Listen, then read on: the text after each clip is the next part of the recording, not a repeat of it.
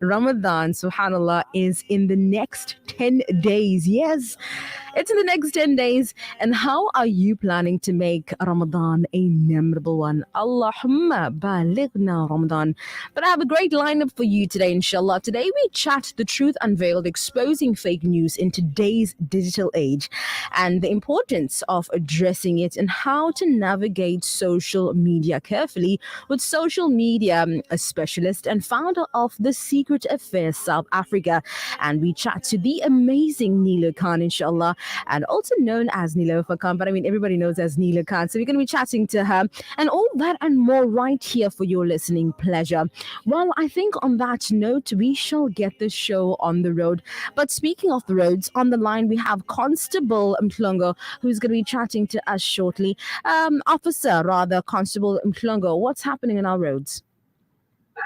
Good afternoon, baby, as well as to the listeners. I'm Constable Mhlongo from Durban Metropolis. When you're looking at the traffic in this afternoon, baby, I'm telling you, in Durban, it's chaotic. There's a protest in Durban CBD. It is a municipal protest. Most of the roads are chaotic. Motorists to expect some delays and motorists to be vigilant. Same time, baby, at Spingo, same protest that is in Durban. It's happening at Spingo as well as Spingo CBD, as well as Springfield Park in Electron Road.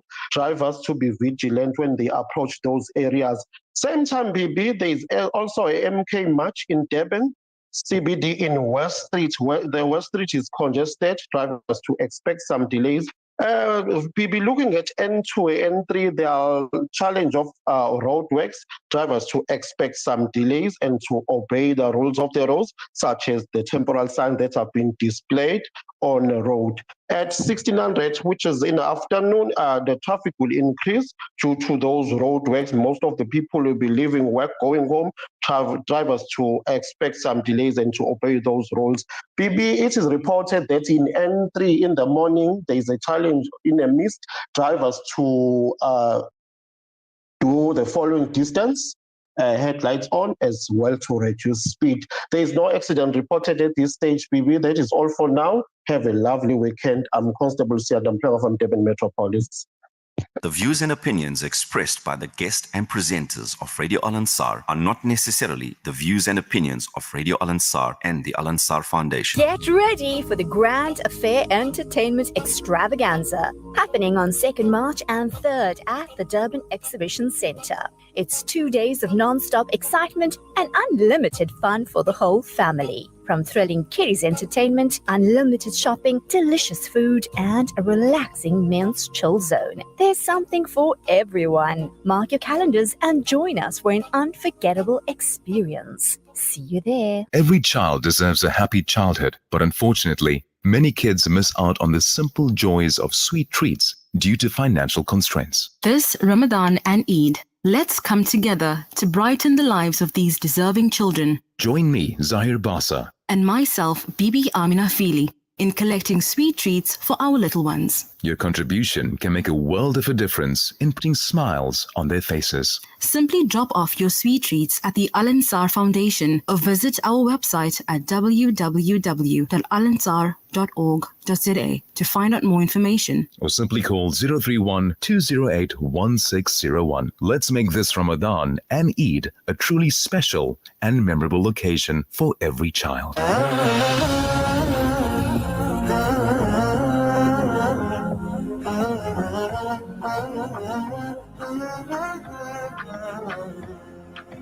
صلاة سلام على المصطفى رسول إمام بنور الصفا.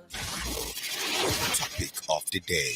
على المصطفى رسول إمام بنور الصفا. حبيب الإله أنار الحياة وقلبي يرى كمثل القمر.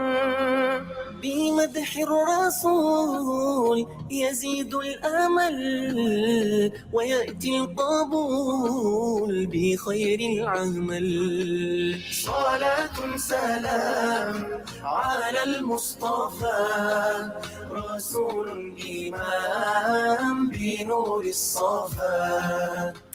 It's gone by exactly 19 minutes, rather 16 minutes past the hour of 2 o'clock. And if you have just tuned in, yes, indeed, you are listening to the Feel Good Friday with myself, Vivi Minafini. Now, experts have now recommended the term, rather avoiding the term fake news, so at least limit its use, as the term fake news is closely associated with politics, and this association can unhelpfully narrow the focus on the issue. But joining me in studio, inshallah, to chat a bit more about fake news, social media, and how we can navigate it is Nilu Khan, social media specialist and founder of The Secret Affair. Welcoming to the Feel Good Friday. Assalamu alaikum wa rahmatullahi wa barakatuh. Walaikum salam. How are you? Alhamdulillah, and how are you? I'm Alhamdulillah. Happy Friday. Alhamdulillah, Alhamdulillah. But I think, you know what, this is such a topic that a lot of people face, and many people don't really talk about it. And I think it was something very, very important for us to address and, you know, basically speak on. So let's get straight into it. Now, how can individuals differentiate between reliable news sources and those spreading fake news on social media? You know, when you asked me about this topic, I told you that it's a bit of a heavy one, and I'll explain to you why, because everything I'm going to tell you is going to be factual, but what it boils down to is it boils down to individuals. So with the shift from mass media culture to social media culture, it's allowed us to access information so immediate, so in such diverse ways, and it's quickly become the way people communicate and share information. But with that, like everything, there's a double-edged sword, and with social media, a large number of fake news comes into play. So the most important thing, or the first thing you'll need to understand, is the type of fake news. So I know you said not to use the word fake news because it depends, it seems more political, but there are different types of news that you'd get. So clickbait, or misleading headlines, stories deliberately designed to bring you to click on that link to read that story, used for websites. Because social media only shows us the headline or small snippets, you know, people automatically see that headline and then they want to share, or they follow the link without even reading it. And, you know, people believe the news without actually verifying the information. And then there's propaganda, which we all know. It's a biased perspective and based on political agenda, and we see that with the war currently and the genocide between CNN and Al Jazeera, and how they portray the news. Then unfortunately, everybody's human, and we also get poor quality journalism. So sometimes a journalist doesn't get all their facts checked, and they put out a story, and that becomes fake news, because they are a trusted source, but then they make an error. And as long as they are transparent with their readers, and they say that, you know, they were wrong, then it's okay. And then you also get like satire and parody. So this is usually jokes made more on the political stance, but also about famous people. So it's not to be taken seriously, and some people take that seriously. So to identify the fake news, after understanding which category it falls into, you got to look at social media and see which kind of accounts are you following. So are you getting this news from a person, from like a just a normal person? Is it your cousin, your aunt, you know, a friend, or just a influential person you follow on social media, or is it a business or a professional account? So is it coming from the business source itself? So once you establish those questions, once you establish that information, you can then ask yourself, so why is this person sharing that information? Are they sharing that information because it's emotional? Is it professional? Do they know what they're talking about? And then is it reputable enough for you to have they cited their sources? So is it coming from a business and the head of the business itself that is divulging this information? Or is it something that is just an auntie sharing something that she said? You know, we all have those aunties and people in our family that love to share stuff on WhatsApp during COVID, and, you know, any remedies they see or things they might find, and they're so quick to share it without verifying it. But let's talk social media platforms. Now, what role can social media platforms play in curbing the spread of fake news? So, okay, again, it depends on the standpoint. So with Facebook, Twitter, Instagram, they have automated bots that help us remove information that it could be fake news. Especially like during COVID, you would see those COVID notices on any COVID related post that you post, and that's when they worked with the World Health Organization. But then look at currently what's happening. Instagram shadow bans you if you talk about Palestine. So there's good and bad to the way they can curb it, but it also is based on the American view.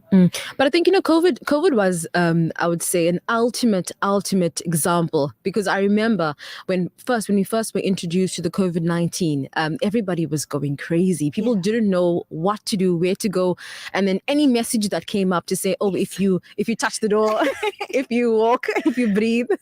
But then after, a while, as we got into the, the understanding of the virus and how it works, I think, knowledge is indeed power. Yeah, so they did put in those kind of assists on social media with Twitter and now X and Facebook and Instagram, but there's only so much they can do. With small news or local news, they can't flag individual stuff. They can flag words, so like Palestine and genocide, they flag those things, but they can't necessarily flag every single little thing. So like I said, again, it boils down to the individual and what they take, how they're taking their social stance and their social responsibility into spreading news without verifying it. 100%. Now, are there any specific red flags or warning signs that people should look out for consuming news, especially on social media? Okay, yes, there definitely is. So like I mentioned time and time again, sources, lack of credible sources. If the article just states information but doesn't tell you where it's coming from, then you shouldn't share it until you know exactly where. You do your research, you check online, you check with news sources. And then it's also, like I said, depending on what news sources you're checking on, depending on bias. If there's overly sensational headlines, such as shocking discovery or it's going to remove all pain. I have a dad who suffers with neuropathy, and he's always sending me articles with the latest find or medication that will help him, because it's based on emotional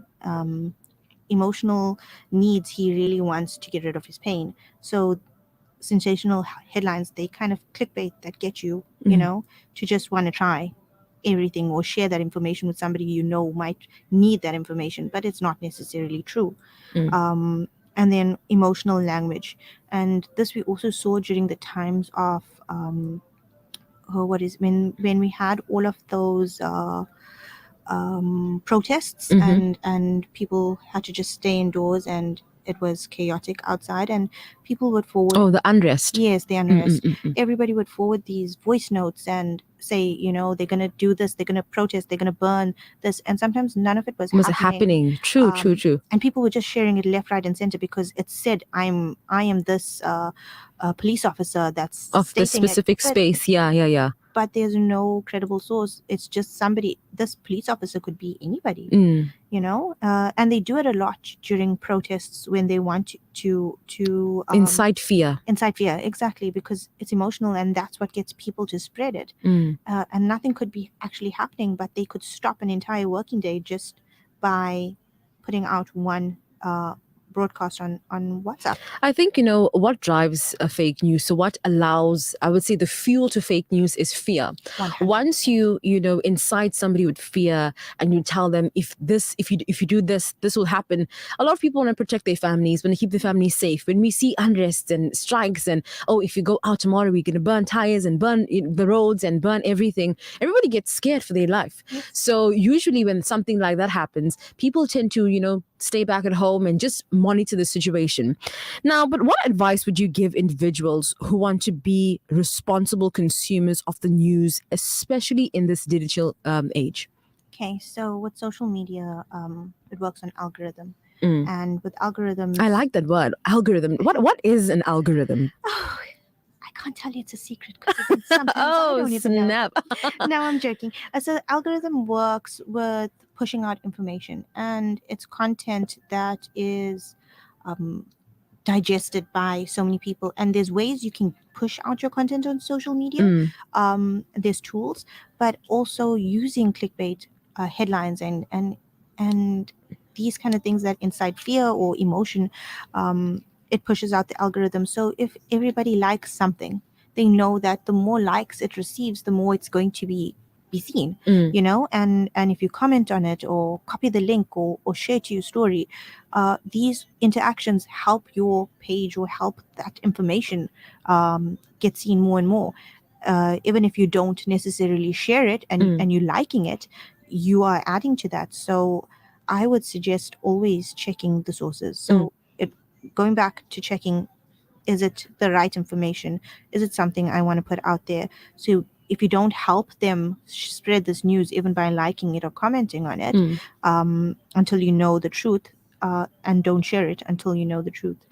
But I think, clickbait, whoever came up with that was very smart, because sometimes we get caught up with, the clickbait, especially when it says you win a voucher to a specific space that we love, going to or attending or whatever the case is. And then they tell you, if you click here and then share with these, the moment they tell you to share to your WhatsApp contacts and groups, you must know, this one is a scam. But I mean, we all like free things. So anytime they say win a trip, you know, that's my favorite. Yes. I think that's the only one that I share. You know, when the Win a client trip. says win a trip and then share to your WhatsApp contacts, I'm like, okay, no problem. You all gonna get this message because I want to fly. Oh, everybody wants to fly. All right. So how can, we educate? Because I know that social media is a space that everybody uses. How can we as individuals raise awareness about the dangers of fake news and, within our communities, especially as the Muslim community? So it's going to be a little difficult with this one. So when somebody sends you something, and you can't see that it's true, I would suggest stopping and telling them instead of just ignoring it. Tell them, and this is something we actually do in our family as well. If somebody has sent us something that we can't verify, we're like, please don't share that information, because it could affect somebody in the wrong way, or it could be, what if it's something that will affect somebody's life, and they try it because you sent it to them and they thought that it would work, or if it's about somebody's reputation, so if you see somebody sharing something with you that isn't true, then tell them, ask them to stop, ask them to verify, do they know where it came from? Maybe asking them these questions will also help stop sharing it. And then if you see somebody sharing, or if you see fake news, you can share it, but then make clear that it's fake news. Yeah, 100%. But the fake news, in this day and age has become so convincing that sometimes you can't really differentiate what's real and what's not, honestly. Sure. But now social media, let's talk social media, right? You are, I would say, a social media specialist. How have you navigated your way safely and profitably in this space? Okay, so there's good and bad to everything. So social media is great for business. It's great to get your brand out there. It's great to build communities. It's great for information. So it is a great tool for information and basically information at your fingertips. Yes, immediate information. I know when I want to look at a brand, there's two ways I do it. One, I go on Google if I want to visit a place to see where that business is located. And then two, if I want to see what they have, I will go to their social media page. So I will look at the products that they sell, or if it's a restaurant, I want to go see their menu on their Instagram page, and I want to see what they have. I don't know about you, but sometimes when my friends and I are trying out a new space, I always look at the menu first to see what am I going to order. Always go online and see, what are they having here? Yeah. I kind of fussy palate, so I want to eat something that I really want to eat. I only try new foods when I travel. But when I'm in a safe space, like, I want to eat something that I'm comfortable with. And I use social media to go to their platforms, and I go to their pages and I check it out. So yes, social media for information is amazing because and with ads. So I'm a PPC specialist, and funny enough, when I posted about this, half my family asked me, what is PPC? So PPC is pay-per-click. And it's ads, basically. So ads that pop up on social media, Facebook and Instagram, where you have to fill in your information, your lead. So my clients can receive leads. So Mm. if you want to buy a car, for example, I work with some car dealerships and they are selling a car. You click that form and it gets you the information. They will contact you immediately. You no longer have to go to the dealership or phone the dealership or even go on Auto Trader, because sometimes when you're searching because of ads, it'll pop up because they know you're interested in a certain car because Facebook's listening and Yeah, Google's always listening. Always And- listening. And so there is great ways of using social media to our advantage, and also not necessarily for evil. I also post a lot about social media and how to use social media on my stories and stuff like that, but I get my information from credible sources. So in social media you have to learn every single day because it's always changing. It's not going to be the same. Absolutely. You have to just look at information before you put it out there. Now let's talk about parents with kids. A lot of parents give their kids tablets and stuff to navigate social media and things like that. What advice could you give a parent to help their kids navigate social media safely?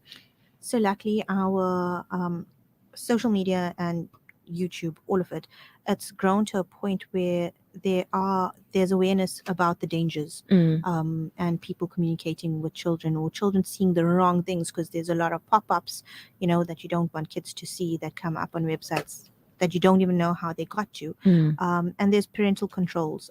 So on social media, on your phone itself, and on YouTube, there's parental controls that you can look at. And in regard to any of the platforms, be it TikTok, Instagram, Facebook, they all have guidelines. So you literally can Google how to protect, like how to use parental controls, and it will give you a step-by-step guide. So the beauty part about these platforms is that it's not just there and without help. You can always just find out by following. So they don't necessarily have people who'll tell you, but they have the guidebooks, and usually it's pretty simple. So with parents, they could always use the parental controls.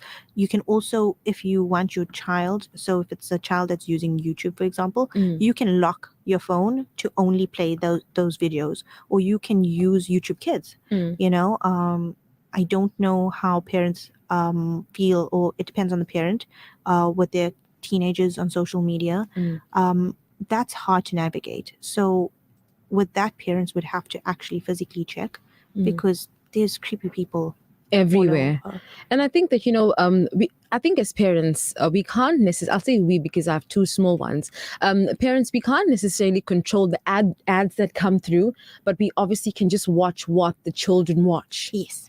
I mean, back in our day when we were little, there were cartoons that had so many. Firstly, when I was little, I used to play with mud and play with dolls and eat mud and play house. I never had a tablet and all of these things. So I think that, the kids nowadays are so privileged 100%. to play with tablets and watch all these different shows that help them. I think we just winged it. Yeah. I did love cartoons though, but it was on the TV. So I agree. And it was hard for my parents to miss, but also I had working parents.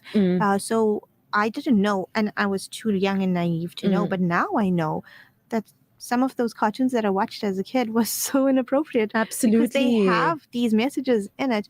And I guess it just means parent communities need to come together and say, okay, I found out that this is not right. This cartoon has something that I don't want my kids to see. So you don't allow it. And okay, I'm not sure about everybody else, but we've stopped watching Disney because of the genocide. So we stopped watching Disney, and so a lot of the cartoons that I still watch as an adult, I've stopped watching, which is sad, but it's what we need to do. We need to take a social stance in everything that we do and stand for something. Absolutely.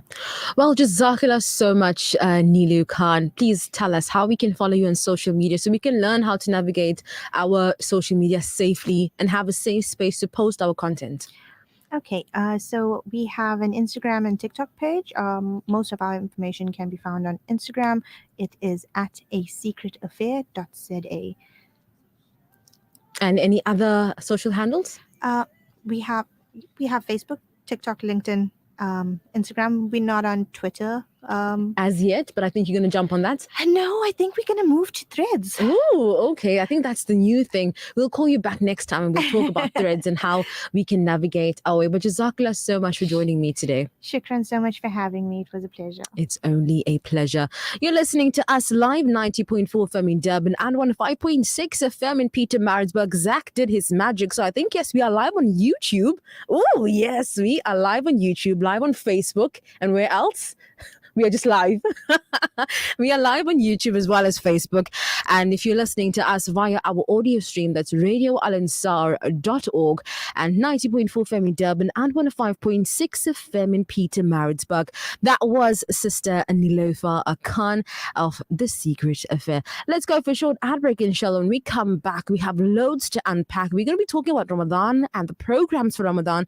And inshallah, we'll have the outreach team with us shortly. Topic of the day. Sunnah a Day, proudly brought to you by Sunpick, 100% pure sunflower cooking oil. Sunpick, cook more with less.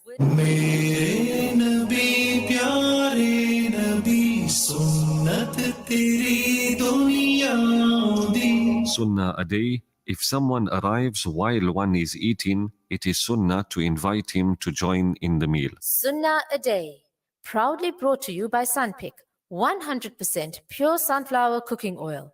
Sunpick, cook more with less. Imagine